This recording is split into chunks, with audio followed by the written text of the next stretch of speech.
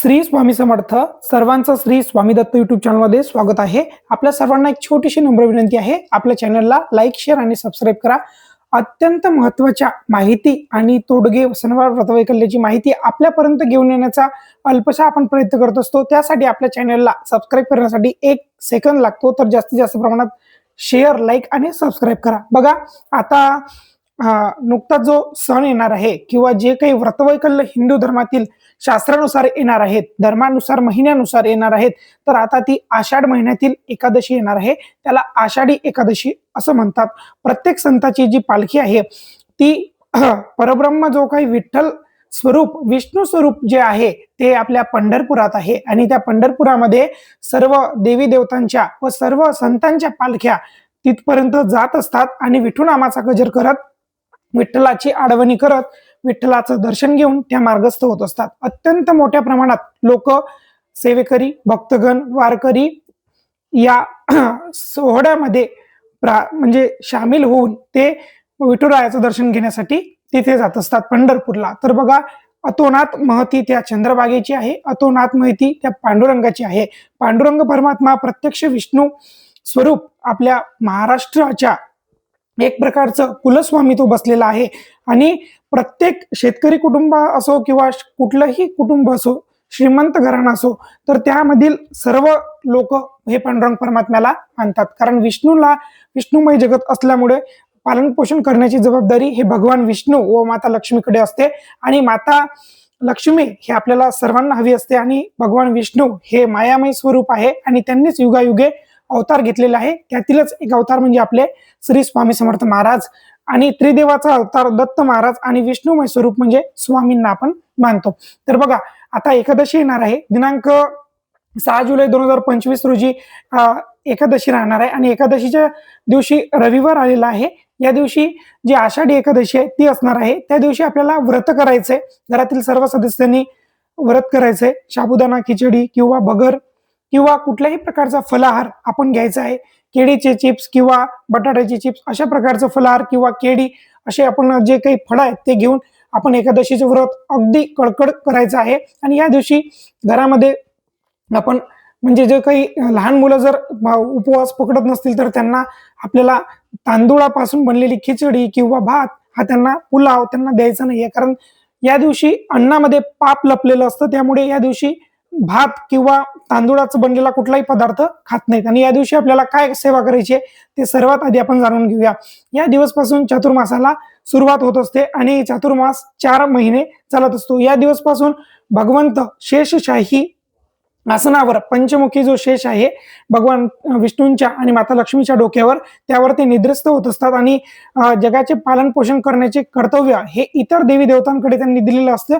त्यामुळे भगवान विष्णूची जास्तीत जास्त मोठ्या प्रमाणात या दिवसामध्ये सेवा करतात.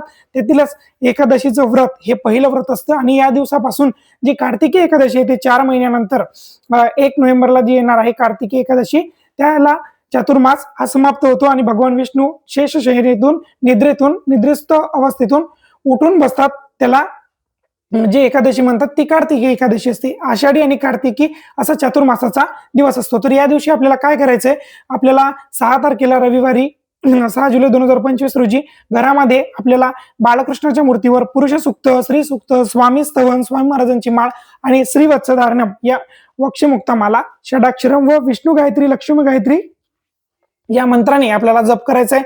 त्याचबरोबर व्यंकटेश स्तोत्र याने शुद्ध गायीच्या दुधाने किंवा पंचामृत दूध, दही, केळं, शहद आणि साखर टाकून आपण पंचामृत 108 चम्मच भगवान कृष्णाच्या मूर्तीवर आपल्याला अभिषेक करायचा आणि हे सर्व स्तोत्र मंत्र म्हणून शुद्ध जनाले अभिषेक करायचा आपल्याला. नंतर पहिल्यांदा पंचामृताने करायचा. अशा प्रकारे आपल्याला सेवा करायची आहे. जर पंचामृत नाही मिळलं तर आपण शुद्ध दुधाने सुद्धा करू शकता. अशा प्रकारे आपल्याला सर्वात आधी अभिषेक करायचा आहे. त्यानंतर कृष्ण परमात्म्याला आपल्याला अत्तर लावायचं आहे. छान सुगंधित पुष्प, तुळशी पत्र 1008 जर असतील आदल्या दिवशी तोडून आणले तर ते व्हायचे, मंजिरी व्हायचे.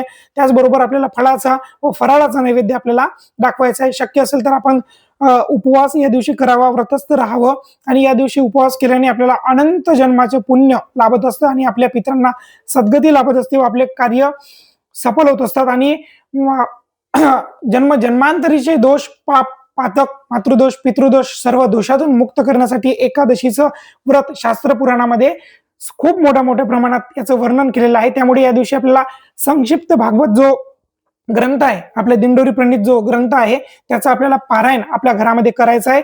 कारण या 700 श्लोकी भागवताचं जर पारायण आपण प्रत्येक एकादशीला जर केलं तर आपल्या घरातील पितृदोष नाहीसा होतो आणि घरात संतती होण्यासाठी मदत होते व घरातील मुलामुलींचे विवाह लवकर होतात. बघा, ही सेवा आहे. त्याचबरोबर आपल्याला एक माळ श्रीवत्सधारणम वक्षमुक्तामाला षडाक्षरम या मंत्राची आपल्याला घ्यायची आहे.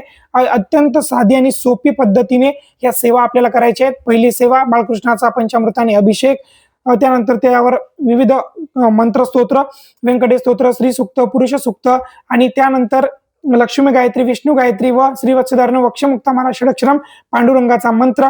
या मंत्राने आपल्याला पांडुरंग परमात्म्याची म्हणजे पांडुरंगाची जर मूर्ती असेल तर त्याचा अभिषेक करायचा आहे, रुक्मिणी मातेचा अभिषेक करायचा आहे, त्याचबरोबर बाळकृष्णाचा सुद्धा अभिषेक करायचा आहे. 108 पुष्प असतील ते व्हायचे आहेत, नसतील तर आपल्याला या दिवशी 108 मंजिरी पत्र किंवा मंजिरी तुळशी पत्र आपल्याला आदल्या दिवशी तोडून आणलेले व्हायचे आहेत. कारण एकादशीच्या दिवशी मंजिरी किंवा मंजिरी पत्र तोडू नये, तुळशीचे पान तोडू नये व जसं शिवरात्री व सोमवारी बेलाचं पान तोडू नये तसंच एकादशीला व बुधवारी व आणि रविवारी तुळशीचं पान सुद्धा तोडू नये असं सांगितलेलं आहे. त्यामुळे आदल्या दिवशी तोडून ठेवायचं. त्याचबरोबर संक्षिप्त भागवत पारायण आपल्या घरामध्ये करायचं, उपवास पकडायचा, व्रतस्थ राहायचं आणि या दिवशी विष्णू सहस्त्रनामाचं सुद्धा आपल्याला पठण करायचंय. कारण विष्णू सहस्त्रनामाचं खूप लक्ष्मीकारक पठण आपण आपल्या जर घरामध्ये केलं तर त्याचं खूप मोठं लक्ष्मी प्राप्तीसाठी आपल्याला मदत होत असते. त्याचबरोबर आपल्याला 21 वेळा, 11 वेळा किंवा 5 वेळा किंवा 8 वेळा जर आपल्याला व्यंकटेश स्तोत्र वाचता येत असेल तर या दिवशी जास्तीत जास्त मोठ्या प्रमाणात विष्णूंची सेवा करा, पुरुष सूक्त वाचा,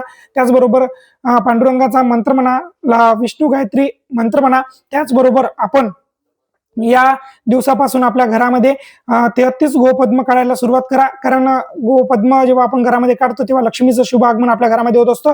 चातुर्मान्यामध्ये आपण रोज 33 गोपद्म आपल्या घरामध्ये काढले पाहिजे, देवाऱ्यासमोर, तुळशी समोर आणि त्याची हळद कुंकू अक्षता लावून पूजा केली पाहिजे. तर एवढी सेवा आपल्याला या एकादशीला करायची आहे आणि आपल्याला ही सेवा स्वामी महाराजांच्या चरणी अर्पण करायची, आपल्या गुरूंच्या चरणी अर्पण करायची आहे.